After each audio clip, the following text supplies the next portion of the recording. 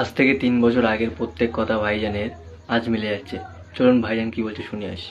আপনার আজান আগামী দিন হবে না, আপনার মসজিদ আগামী দিন থাকবে না, আপনার বোরখা আগামী দিন থাকবে না, আপনার দাড়ি আগামী দিন রাখতে পারবেন না, আপনি লা ইলাহা ইল্লাল্লাহ মুহাম্মদ রাসূলুল্লাহ এই জমিনে বলতে পারবেন না। এতদিন ধরে আমরা ডাকছি, আসো মসজিদগুলোকে আবাদ করো। কাল তুমি মসজিদে ঢুকতে যাবে, কিন্তু দরজায় দেখবে দারোয়ান দাঁড়িয়ে আছে AK-47 নিয়ে, তোমায় ঢুকতে দেওয়া হবে না। সেই দিন আসছে, তার আগে তুমি সজাগ হও, জমিনে সেজদা দাও, রুকু দাও, তাসবিহ পড়ো, হাত তুলে মালিকের কাছে কাঁদো। আবার বদর তৈরি হবে, আবার ফেরেশতা আসবে, ইমাম মেহেদীর নেতৃত্বে এই পৃথিবীতে আমরা আবার মাথা তুলে বাঁচবো, ঠিক না বেটে?